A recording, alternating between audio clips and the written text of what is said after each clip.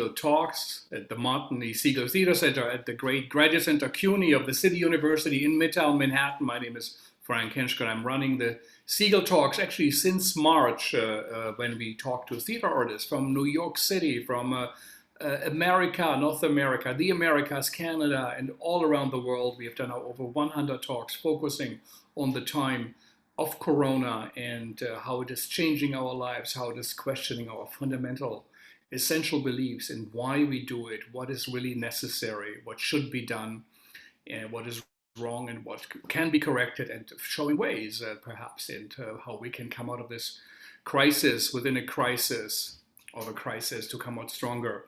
After our short break in the summer, we went back and looked a little bit about theater performance and the political and the impact it does have on our communities and our lives and our political movements.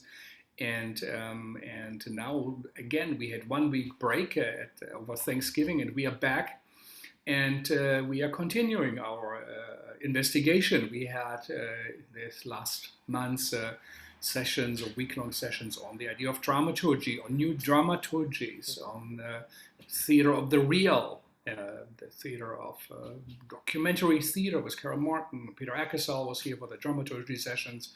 And now we are having again a variety of talks this week and for next week.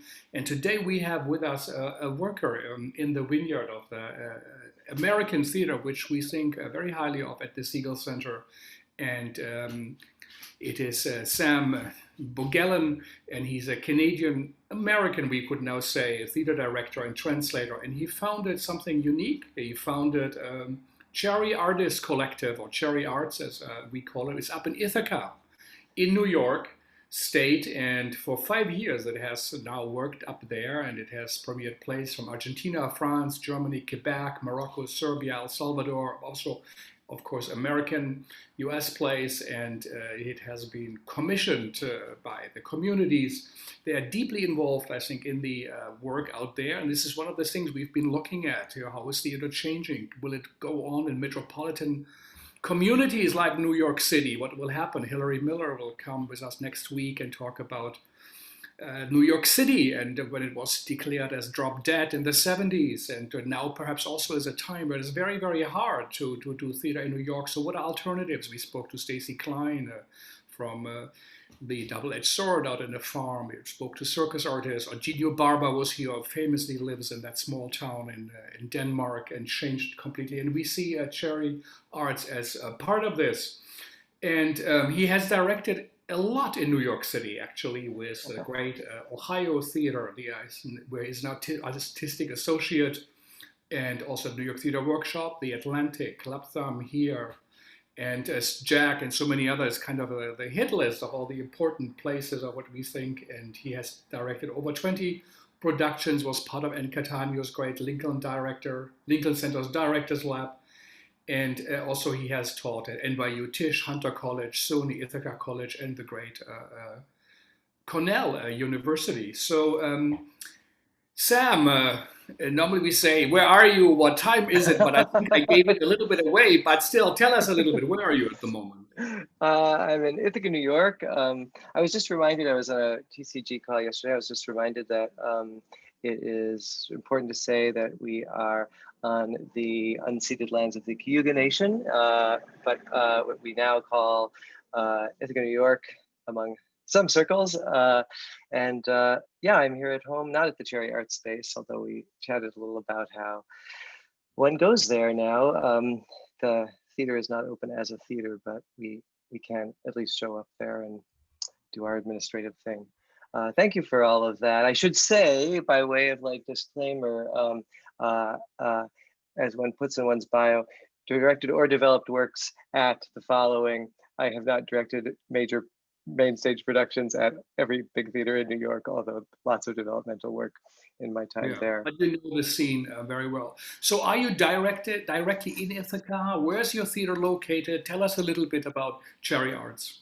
Yeah, thank you. So the Cherry Art Space is in Ithaca.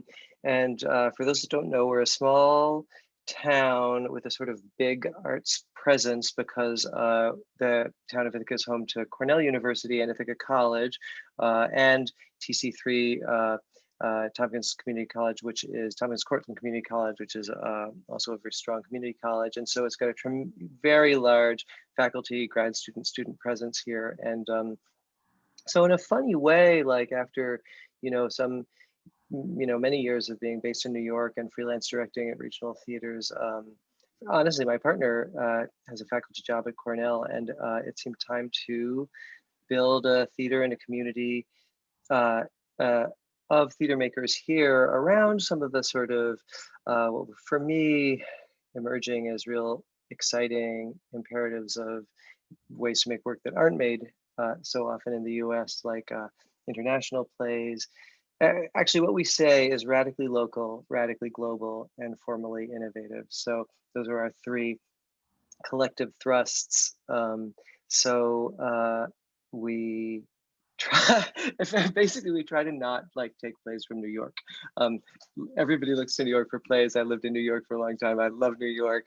But we thought, well, there are a lot of other places that great plays are coming from around the world. And like, what are things that theaters can do even before all this COVID situation that film can't do, for example? And one of those things in an important way was to work in and about the community and the histories of the community and make work right where one is about that place and those people. And so we aim to do a kind of very nearby, very far away balance. And of course, that balance, like all balances, has been upset now. But that was the sort of initial impetus. We're a collective of artists who were by and large faculty members at Ithaca College, which, as many know, has a really extraordinary theater program, and Cornell, which needs no introduction. So that's the sort of basic Cherry Arts landscape. So do you have a space? Are you an ensemble? Yes. How does it work? Yeah, so both things are true. We are a collective of artists, and in a sense, it's the collective that is the theater producer. We are mostly actors and a couple of directors and a few playwrights. Salviana Stanescu, who fans of New York Theater and International Theater know, is in Ithaca a lot of the time. She teaches at Ithaca College, and Aisha Stratford, a wonderful Australian playwright, some other folks.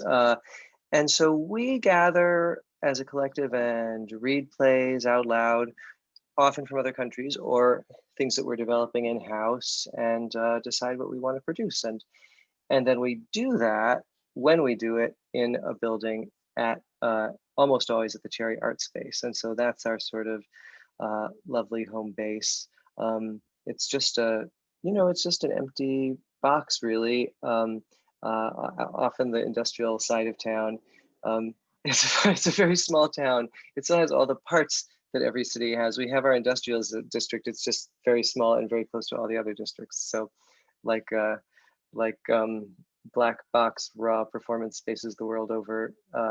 That's where we are. And that has become a really wonderful resource for the community.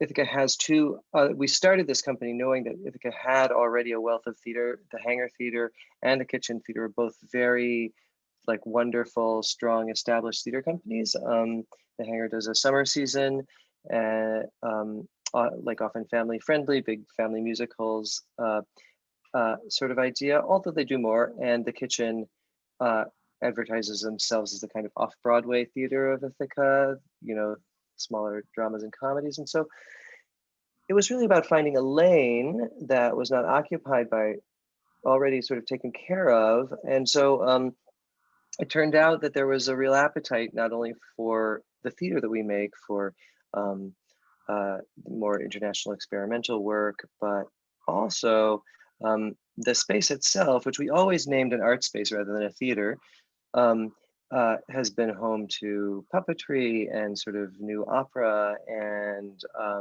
installation, video installation. We present lots of sort of neo cabaret, vaudeville, burlesque, as well as more sort of gallery type installations, depending on who knocks on the door and has an inspiring idea. How was the time of Corona for you and your company and Cherry Arts? Was it Oof. closed? Is it closed now? What are you doing? Yeah, so the theater is fascinatingly enough. At one moment, I thought to look on the website, and since we are technically not a theater but a multidisciplinary art space, which is actually a government approved label, we were allowed to reopen as an office space. So that was great because, you know, I think we've all been feeling the difficulty of only working on Zoom and only working remotely. And so we have been able to gather our sort of very small skeleton team back in the space, and we sit at tables far from one another. What time did you start again?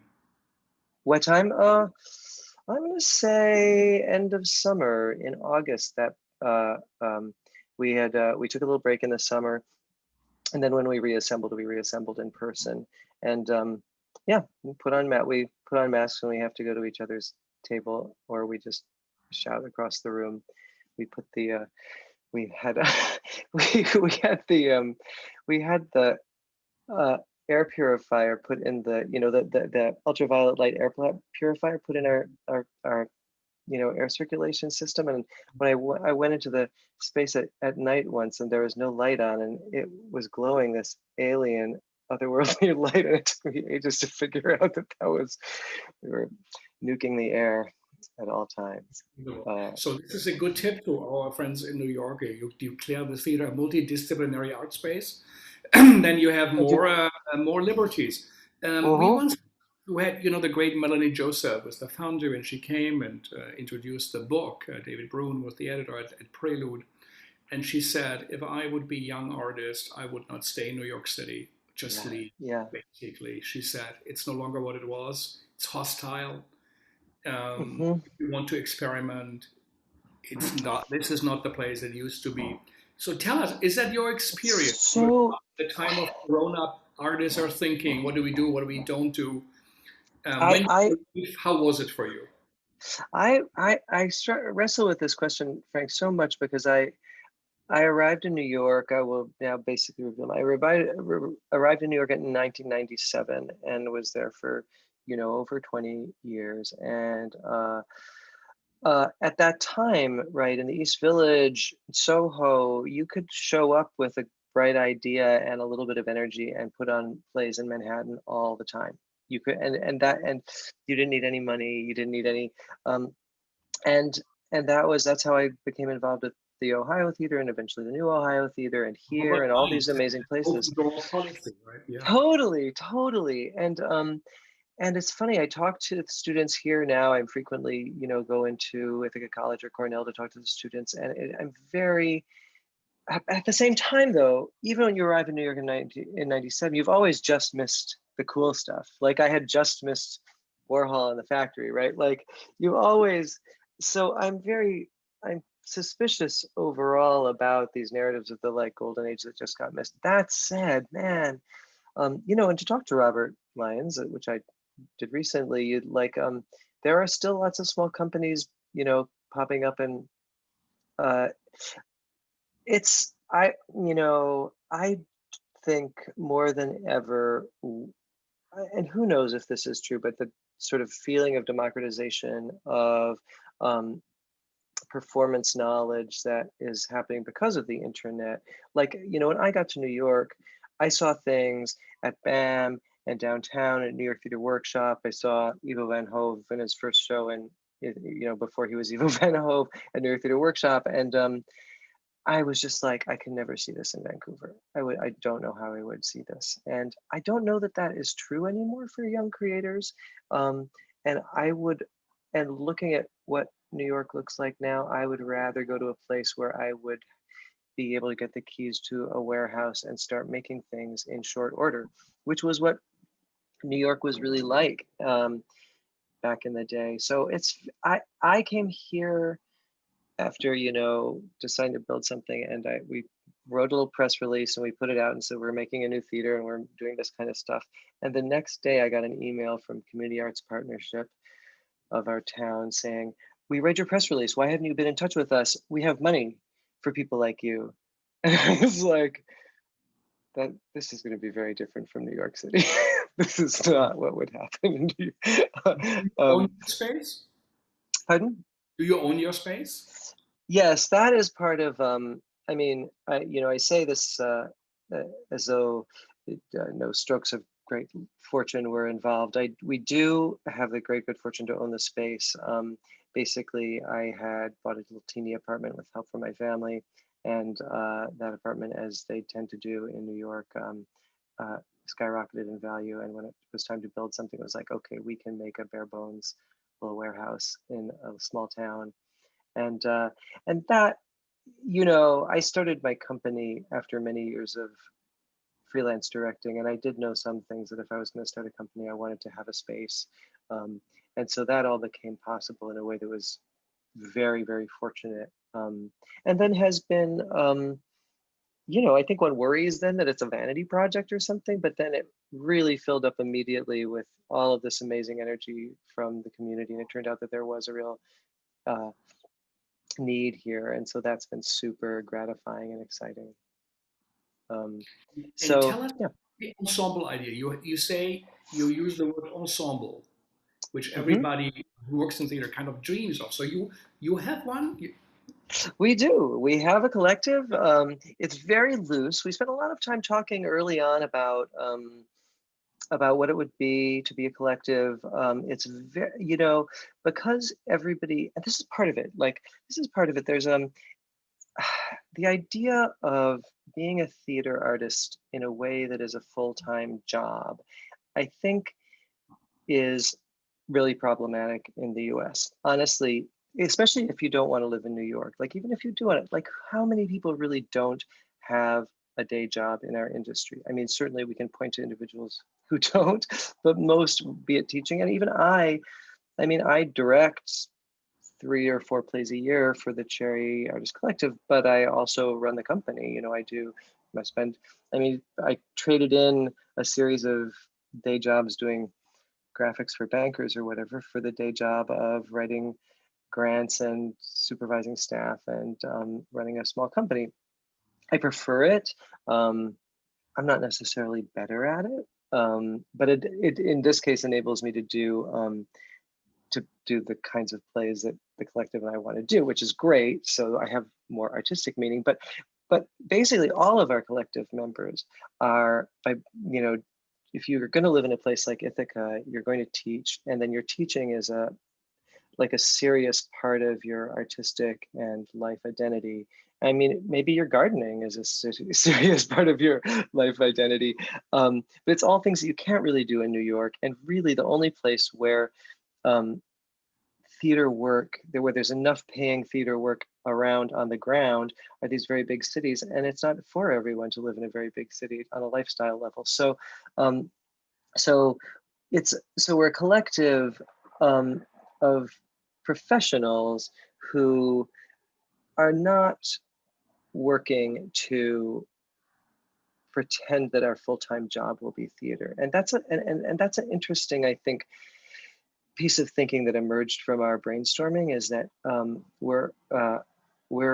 we all work regularly and have long histories working professionally, and we all teach or do other things in order to live in a smaller center that affords a different kind of quality of life. Um, I mean, that's a long way to say that it also makes the collective quite loose, because someone can go on sabbatical, someone can have a year where they're working hard on writing a book, or they have a very heavy course load, and then they're less involved for that year, and then they lean back in when they're done. So it's a really it's a great community. And I will say there's something that's very isolating about the job of theater director, and or can be, and it's so great for me to program. I mean, I'm not saying everything we program, it becomes tremendously popular and is a huge hit, but I can say that it went through several rounds of readings with a large number of smart theater makers, and there was enthusiasm from a couple of big roomfuls of those people. And so I feel, so then it's just a nice feeling where I don't, if something goes over poorly, I don't kick myself quite as hard as I might. It's just the hive. I'm a big believer in the hive mind. You know, the wisdom of the hive brain. So that's our Cherry Artist Collective, and we recently started. When I first came to New York, I interned and then worked at New York Theater Workshop. So I love those people. I noticed that they had started putting at the beginning of everyone's bio the New York Theater Workshop previous credits first, and we started to do that. Shameless, shameless fanboying, and it's been so gratifying to start to see like long lists of Cherry Collective productions at the beginning of everyone's little little bio. You know, it's like, oh, that's like a measurable sort of groundswell of work we've been putting You had together. an impact. You hired artists. You produced work. You with actors and everybody. But what is your? Why do you do theater? What's motivating you? Is it working?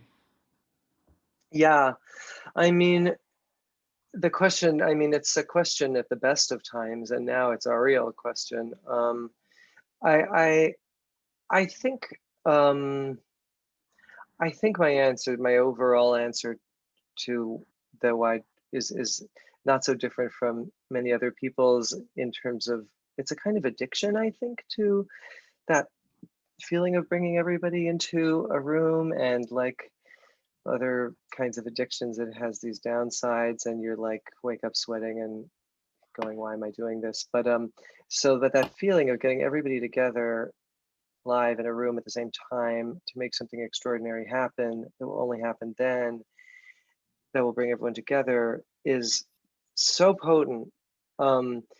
And it really does beg the question, like, since we're not, whatever we're not doing that, is like, what are we doing? And the Cherry has, we've actually been very, very active artistically through the COVID moment. I think part of that was that we had done so much experimental work, we were quite ready to look at a new set of parameters, a new set of challenges, and say, what can we make within this? But boy, it's a very tricky question. Why we're doing it, I think I come back to this feeling of addiction, like and I pick up the phone and say, we can't tolerate this. We have to make something. Everyone goes, yes, yes, yes, let's make something. And some people, maybe the saner people, are like, this is a time for reflection, and this is a time to figure out what's going on. But that's not the way we've been doing it. But it's very interesting. Frank, we did one play. We were the first folks in our area. I felt proud of this, to do an actual live performance where people came together and watched live actors do a thing. So it was outdoors, it was all socially distanced. Audience sat in a park in pods, distanced from one another, brought their own chairs. We painted circles on the ground, and the cast was far from the audience. And we did a big commedia style farce, which is not our normal sort of voice, I guess, but it was a blast. It was really fun. And there was a huge outpouring of gratitude that was very moving, and it was really great. But at the same time, that feeling of audience togetherness was very, it was only an approximation of that. Like that, we've read these studies of that people's heartbeats synchronize in a theater, which is an amazing image that's so moving, especially now. And I know people's heartbeats did not synchronize in the park. They were too far apart. And so the losses of making theater in this time are like animal losses. They're not intellectual, you know. We can all read plays still, and we can all stream pre-recorded plays, and they can be done very, very professionally. But I do question how much of it is a kind of filmmaking just for a different audience base that wants to Yeah, what be. was the summer production? I think Marvin Carlson told me about it. He wrote, I said, since He March, did. the first stuff we saw. And so what did you do? And I just also now, I think for my Quebecois friends at the delegation, Taylor Gaines and Jean-Pierre Dion said, you just did a work. So tell us about, you were able to do work. What were the projects? Yeah, well, we did that. We were very proud. We announced a whole season. We usually do 4 productions. We announced 4 productions, and 2 of them, fascinating enough, we do like international plays, and they tend to be like structurally unusual relative to most US plays. And so we looked at the 2 that we were going to program anyway, and both of them seemed like they would lend themselves really well to a kind of live stream production. And we do live stream. We do it like you show up at the time that the actors show up, and we press go, and they're really doing it then, and then we take it down. And that, I'm fascinated by all the conversations around this. Again, Robert at the New Ohio, one of my longest standing collaborators in New York, and I feel exactly the same way, that there has to be something happening live. Why? I don't know. Like, could you tell if we faked it? Probably not. So is it a ton of trouble? Yes. But we do it. So we did this live stream production of A Day, a beautiful new play, recent play by Gabrielle Chapdelaine, who's a young Quebec writer. She's amazing. And we did that. That was a fun collaboration. Our local big vaudeville house, the old, big old vaudeville house that every town has. Ours is the State Theater. It's a great organization, and they have been live streaming concerts, and so they have a really great, like, robust streaming infrastructure. And so we rented the space, and we'd put up 4 green screen booths, and we streamed from there. I wonder if I could. I don't know if I said to myself I was going to put together pictures, but the morning got away from me. But it was 4 green screen booths, 2 cameras per booth, and a big camera out front. And we live mixed the video. We had to build a camera. We had to build a computer effectively from scratch to accept 9 video feeds at the same time and live mix them in real time. So it was very exciting, and again, a beautiful play. And it got what's been really interesting is we have sold more tickets to sold more tickets to this live stream work than we had been in our previous season. So there's something great about that. How much did you charge, and how much did you charge, and how did people sign up? We did a sliding scale. People came to our regular ticket thing, and we just said 15 minimum, 25 recommended, 45 to support the artist. I haven't looked at the numbers of how many. When we just said the power of suggestion, when we just said 15, 25, 45, everyone did 15. As soon as we said minimum and suggested, everyone did 25. So that anyone who's listening who wants to do a sliding scale. But so, yeah, and listen, we're a tiny company. We don't sell a vast number of tickets at the best of times. So it's not like we were doing Guthrie numbers, but we were doing like solid off Broadway numbers, like solid New Ohio Theater numbers. But the interesting, I can say, just to go back to the Marvin Carlson, the outdoor piece, because this was fun. And this is, like, I think, a product of the good brainstorm in our collective. We want to do something outdoors. What are the things we can do? Live stream and outdoors. And so we thought, we'll do what are forms that work outdoors. And Commedia is not only designed to be performed outdoors, but designed to be performed masked in a certain way. Commedia dell'arte, the old Italian. Commedia, yeah, exactly, Commedia dell'arte. And so we found a play that was immediately post-Commedia, and we had been inspired by Crystal Pete, who's actually a choreographer from Vancouver, but now making a really extraordinary avant-garde work in the Netherlands. And she had, there was a piece that was sort of going around Facebook called, I forget what it's called, but she has ballet dancers in suits dancing in a very austere but extremely heightened ballet way to a dialogue that sounds like a David Mamet play. and they just dance it. And so we hand this around. We were like, "This is amazing." Well, what would it be like if we did this in a different register, say in a comic register? So that is in fact how the whole play, how we did the whole play. The cast was masked, and I immediately discarded the idea of like trying to sneak mics behind the masks, like what a nightmare. And so we recorded the whole soundtrack, the whole play.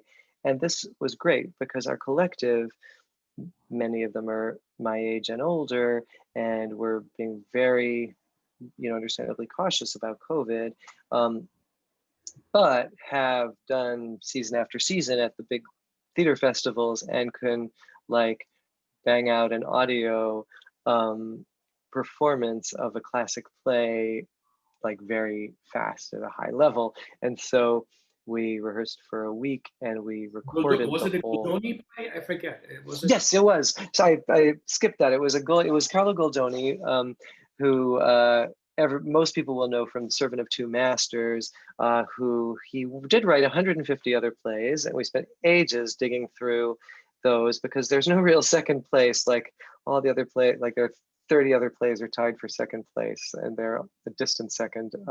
So we found one called The Fan that was just delightful, and it's set outdoors, and it's like, just a really goofy story, which we all could use by then. And so we masked the cast, and I wonder if I could do a screen share because it was very fun to to use these. I'm being like a complete. I don't know if I have. Oh yeah, here we go.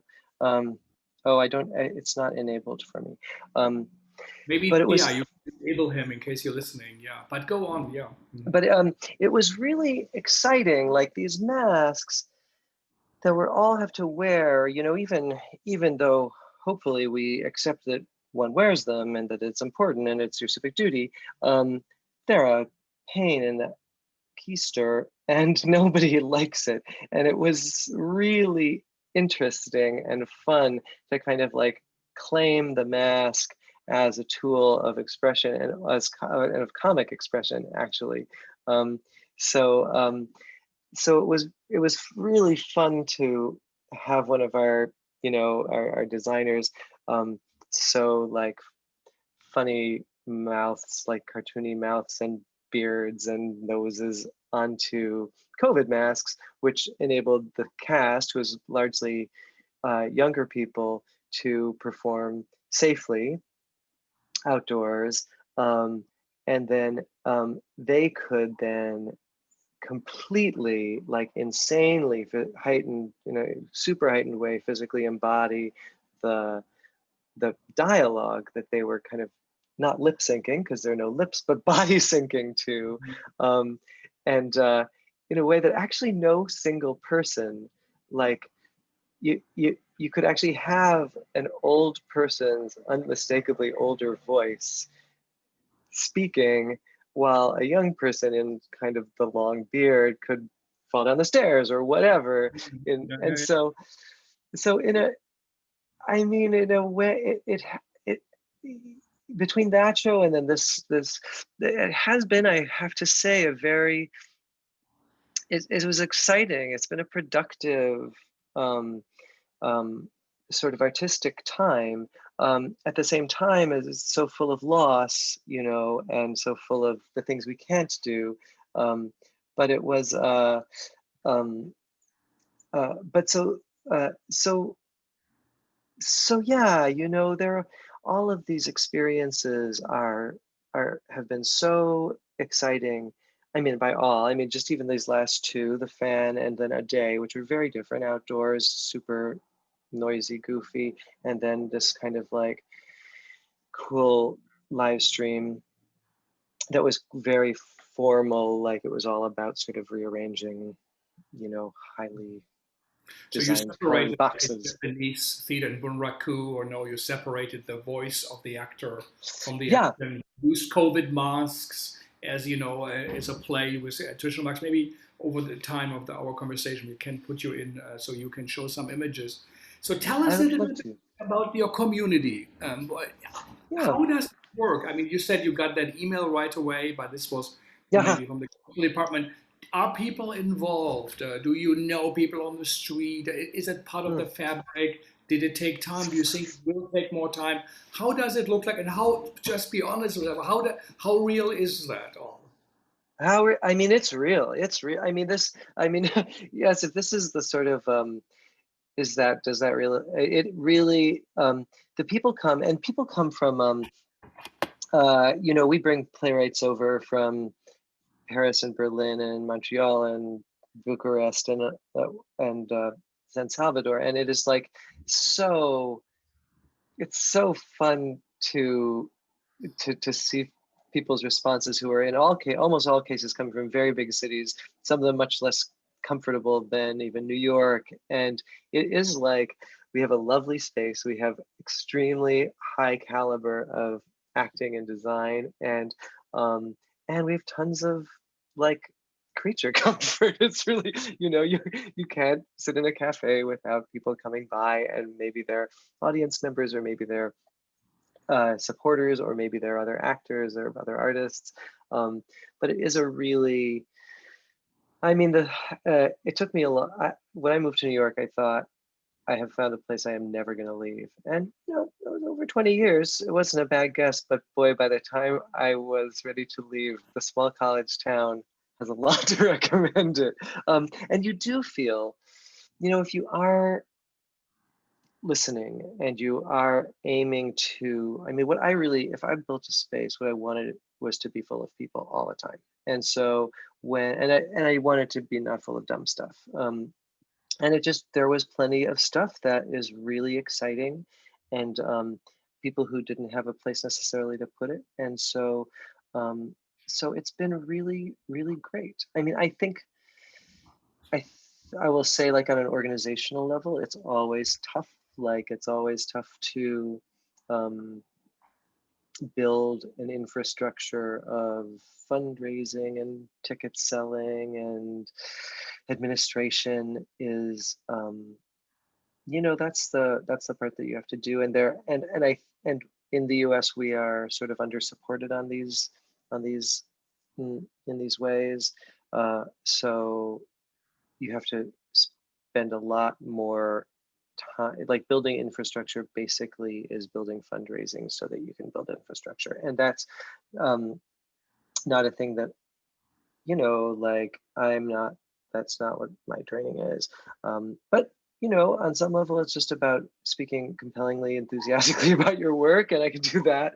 And I will say, like, I mean, since this is a real question, like, it's easier here than in New York. Like, it is easier, if the young people, like, just as Melanie said, if young people have a connection to anywhere in the country, like a mid-sized city, I could imagine this project being in a city that has a slightly bigger population, because we cap out, at a certain audience size, given that our work is kind of boutique. But yeah, if people have a connection to some mid-sized city, you're going to still have access to super cool work, either on the internet or by traveling. Do that, but I think the idea of going to New York and trying to get attention there, I think for me the upside of New York was about seeing stuff. The the hustle of trying to make work there and get attention for it, was all downside. I think the awesome split would be, like, see some of the great, especially international stuff that comes to New York or to other big centers, and then make the work where you have some breathing room, and where you have an audience that you can really uh, an audience that you can show something that they're not otherwise going to see. I would say. I'm just seeing a thing that makes me co-host. I wonder. I'll just show just the there's a it's just a picture of, like, Oh, great. what We enabled it. Good. Yeah. So this idea of just having fun with with a mask, with a COVID mask as an expressive device uh, was a thing that was really fun to do. And I have one other picture that I will that was a kind of like oops, that's the same picture. Sorry. Oh, maybe I feel like I'm no, I'm gonna just close that. There we go. That's the sort of like dance number at the end of the show. And it was you know, it was all just daylit. It was all, do you know another, I mean, Frank, in the way that you compared it to Bunraku, which I really appreciated, it was really amazing to think about. So all of these young actors are doing physical performances to to vocal performances created by other actors. And we actually went out of our way, even for young characters, we wanted nobody to be doing the same, nobody to be voicing themselves, because it just became an interesting concept. And so then during it, there are downsides, like actors would say, you know, boy, it happens, even you get into the run and you have a whole idea for a new take on what's happening in a beat, and you can't do it because you still got the same dialogue. But at the same time, it was a way to reflect on this sort of intimate collaboration between two actors, and we often did a cross gender or cross racial or cross ethnic or cross uh, you know, we or and definitely like differing ages. Um, we we we mixed that up a lot, and it was really you know, I don't know what it meant in the end, except that it was a nice kind of chaos to inject and a way to reflect on, like, how do we express ourselves vocally and in and through our bodies, and then how do those expressions speak to each other across different traditions and ages and all of that.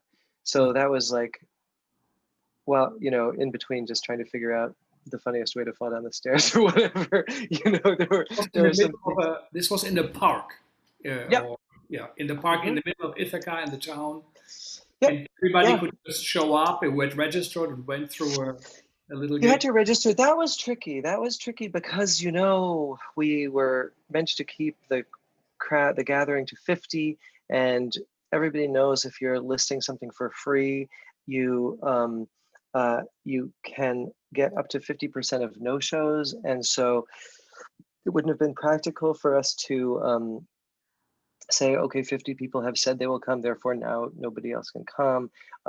So it all wound up being pretty loosey goosey. That we did our best. It was all like kind of I would say the city worked with us very, very carefully and effectively, and they were very, I mean, they were like, you know, the fact that we came to them saying like all the live performers are going to wear masks all the time. That's the thing that I think it's very hard to achieve, and that was what they sort of needed to have be true at the time.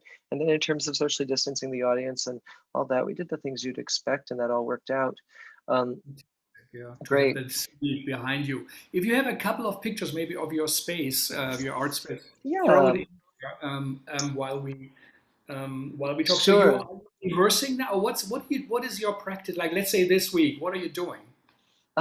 Well, so a day, the big one that we just did was kind of such a big project that right now I would say we're all sort of recovering, and we're in that sort of like week and a half of like, and then we are uh, and then and we're like looking at fundraising, and we do have a, you know, doing that like end of year annual fundraiser, which is a small company. It's like these are the things, like you find yourself, that's the price of making the work, you know. So uh, and we're just starting on our in February, we have our second live stream show. The season we announced was like outdoors, streaming, outdoors.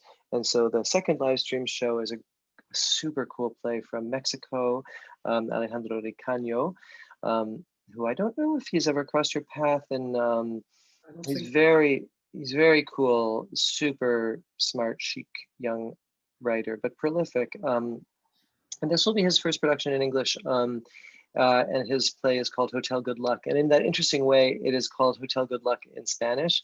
You know, the one absolutely untranslatable thing is the sound of the English language in a foreign language. So I regret that we can't really say what translate the title, but it's a great play about a kind of like, it's like sort of lonely late night radio host guy who had like kind of like 5 people listen to his station, and he has a big life loss and then goes into a kind of parallel universe thing of enacting what it would be like to not have endured that loss. But then, of course, there are other losses. It's in a funny way, as I recall, it's been a while since I read it, but Rabbit Hole, the David Lindsay Abaire play, is about a speculation of the parallel universe idea and loss.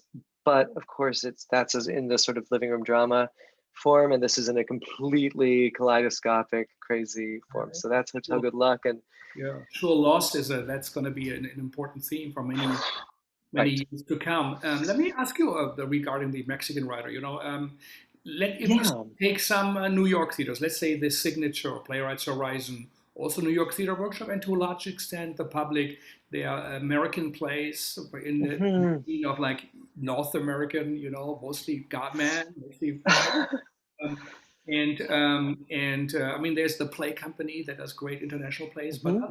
not so many. But now you are in Ithaca, but you take pride, and if you look at your production history, it's so international. It's a global scale. New York is so diverse. Yeah, We have the majority of New York City is no longer white. I think 160 languages are isn't spoken. that But crazy? presented on stage. Why do you? What's your idea behind your artistic vision? And why do you do that? Are they not good enough? The American plays? Or, Yes.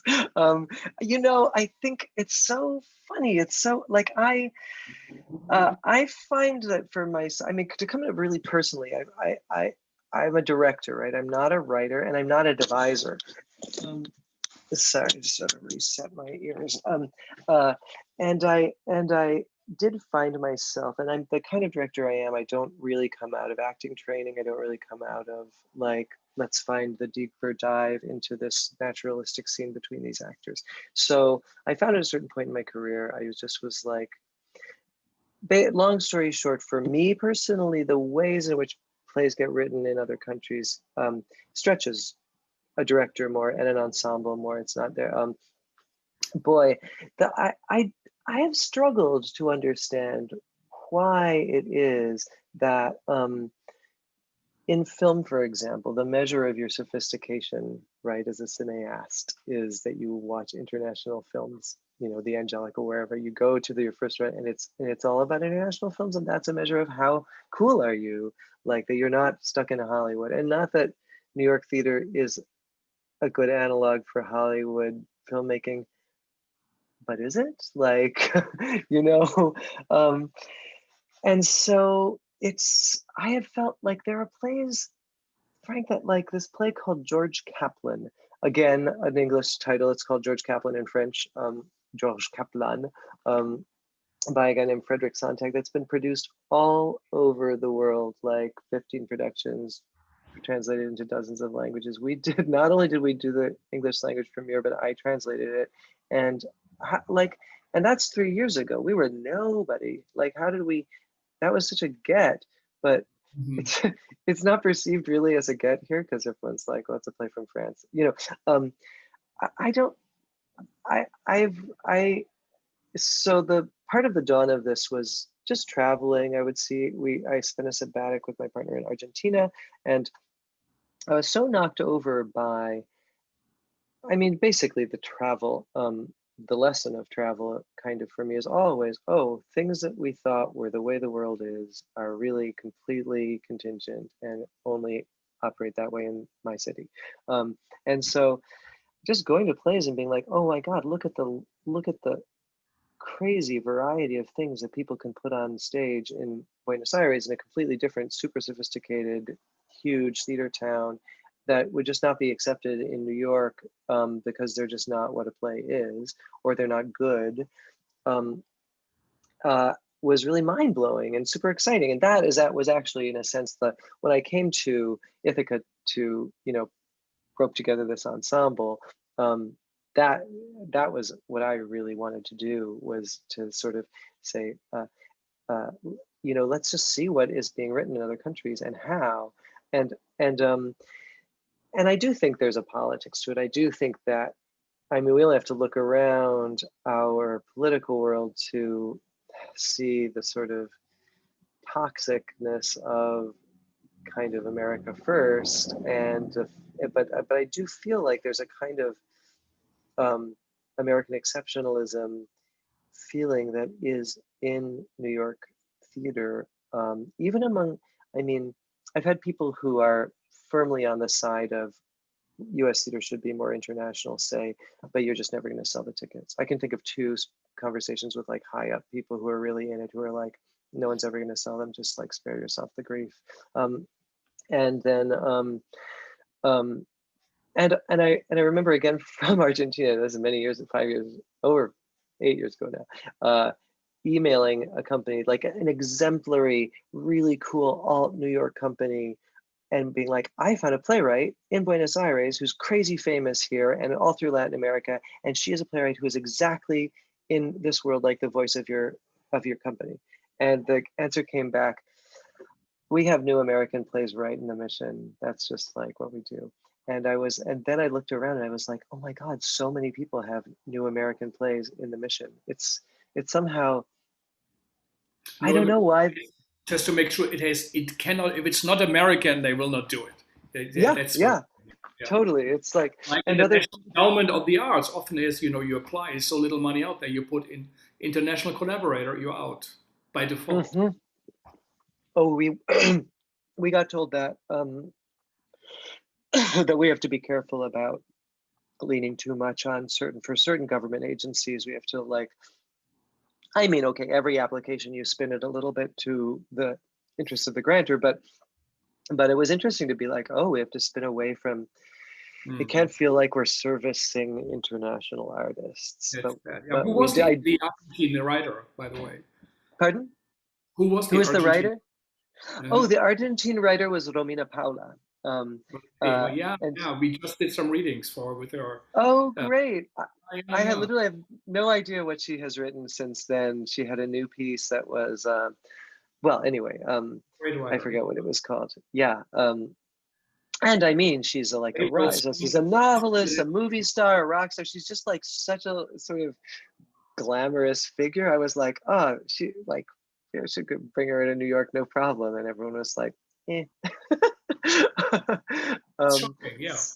it's very surprising. It's very surprising. Um, and I mean, I have been, they're just like a certain number of hours in a day. I've been dying. I feel like many cities have a small alt theater company that is or would be interested in an international play. The people who do the alt plays, maybe not the main stage of the given city, but the alt stage or whatever. Um, and I would love to create a network where we can, because I would say I spend a significant amount of time digging out plays from other countries, and then we read them, and then many of them are like good plays in that country, but wouldn't resonate in the United States, and we discard them. Like, we find our way. So like, we have a tricky little way to find our way to these plays, and now we've got like 8, 10 that we've produced, and I'd love for there to be an anthology or just a way to get the word out. Because that is, of course, the downside of making, if it is one, of making the work in a small community. The size of your audience is limited. And then that's the very interesting thing about this online moment, because we sell, so our Ithaca ticket sales fell 50% when we went to online streaming stuff, but it was literally more than made up for by national level ticket sales. And that really starts to make one go, well, when we are back in, I think we always said the pandemic will change things, but it was very difficult to say how. But we were all like, get ready, things are going to be different and stay different.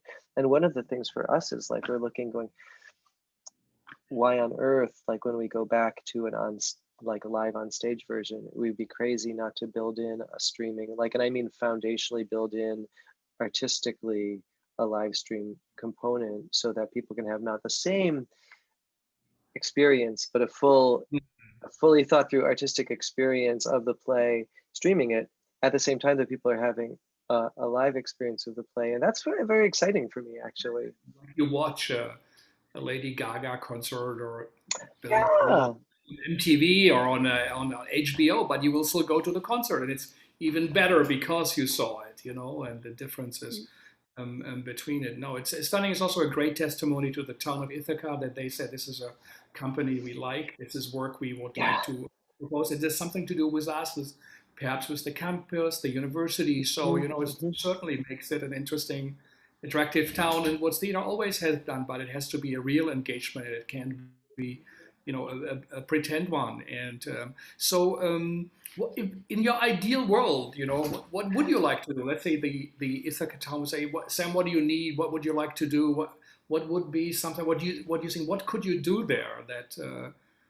There's an interesting moment happening, of course, with We See You, as well as with, I think in particular, both other companies I described, the Hangar and the Kitchen, are undergoing sort of organizational transitions that are coincident with this, like with COVID, and of course we are.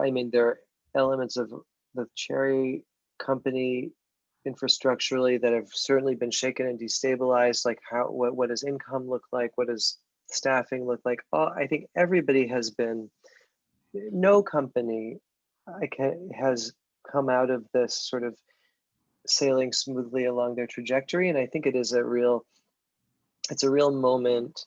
I think we can get away with a lot in terms of our audiences. I think one thing that I've noticed about US theater compared to, but I've now seen a fair amount of international theater and talked to people about how it runs, we are so box office driven that we are, as opposed to funding from government, et cetera, or corporate sponsored, we often are forced to program from a place of fear of our subscribers' wrath.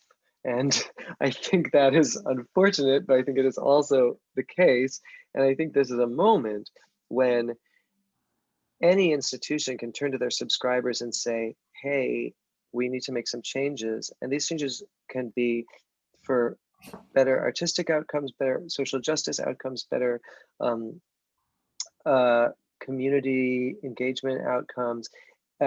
And we can sell that to the subscribers and the donors by saying everything is out the window. We lived through a global pandemic. Things are going to be different, and here's how they're going to be different. I do think it's an opportunity to say, it might be an opportunity. We were already experimental, and we cracked open our creative processes even more in ways that will endure, I think. So maybe, I hope it's a time where we can come out at the other end, really having dug deep and learned things and been forced to innovate, and then we can hang on to that innovation. And I don't want it to sound cheap, because I hear a lot. I despair sometimes when I hear people saying idealistic things and hopes, and then other people echoing those hopes who are in positions of power. And I know that those echoes are false, are like lip service, because I know they're thinking there's no way I can implement that. And but the path of least resistance right now is for me to say, absolutely, that's a great idea, and we're going to do that. I feel like I've seen that. I will be as vague as necessary. I've seen that over the past months, and it's disheartening. because I do actually think that a lot of real things can happen, and I think it will come from the sort of shatteredness of the model now. And I hope that people take seriously. I hope that people in positions of greater power than me are taking seriously the possibility to really reinvent things. So Partly Black because Lives even Matter, it had an impact in Ithaca. Was it felt on the streets in the town in your say collective? again. Black Lives Matter, was it felt in the town of Ithaca? Oh Was it yeah. felt Oh yeah. in your collective? Oh, I mean, it's very, yeah, yeah. I mean, we're feeling it in a very specific way. I mean, we feel in a very tough way because we are a town with something like a 3.5% Black community. Um, there's a constant churn, even at the universities, where faculty of color come and or staff of color, and after 3 years, you're like, this town is too damn white, and I'm out. And that's obviously a self-perpetuating, self-fulfilling prophecy, and that also is a response to acts of racism from white people here who, you know, are very accustomed to having run the show, and that is like, I think myself and a lot of people didn't want to believe that was true. It's like, oh, we're all, everybody here in Ithaca is very enlightened because we're all university people or spouses or whatever, and it's completely not true. It's a completely, I mean, and I am embarrassed of my naivete I'm admitting that I kind of had that complacency, and it's completely not true. And it's been a terribly sort of racist situation for a lot of people who have come here under good, with good intentions. And so for us, it's just about even trying to keep the community diverse. And I mean, we're also an ensemble, and uh, who is made up of members of the community. And so how do we diversify the ensemble is a thing we're taking very seriously. How do we, we're doing international work. How do we make sure that work is not all like Europe? We want the work to really resonate. We want it not to be homework. We want it to be like a great play that you go to and have a great time. So there can't be so huge a gulf between our culture and the culture of the play that comes from. That's the thing that I've discovered. So how do we then make sure that it's not all like Germany, France, Canada? Latin America has been very fruitful. We have wonderful collaborations in Latin America, so that's helpful. But the global South, aside from South America, we have not yet gotten into the Middle East. We're really, so that I would say has lit a fire under all of us to try to, again, like, use this opportunity of fracture, of rupture, of destruction, frankly, to build something up that's more equitable. So what inspires you? I mean, we're coming closer to the end. What do you in this time? Do you watch online theater? You watch films? What do you read? What do you listen to? And how do you keep Oh, wow. your mind sharp? No, boy. It's very, I get outside. Right recently, I'm getting outdoors. I just, I read a couple of novels after the show went up. That was great. By the way, You write novels? no, I read a couple of Oh, you novels. read. I Okay. got back. I got What did back you to read? What fiction. did you read? I read one great novel called Paul. Paul transforms into a real girl, something like that. It's super queer, super like, it was like a kind of like sci-fi gender fluidity. It was great. It was super fun. And then I read the recent Anne Patchett novel, which was almost like too much of a lovely product. And then you realize after, you're like, oh, but I had to, she forced some bitter pills in that beautiful Anne Patchett packet.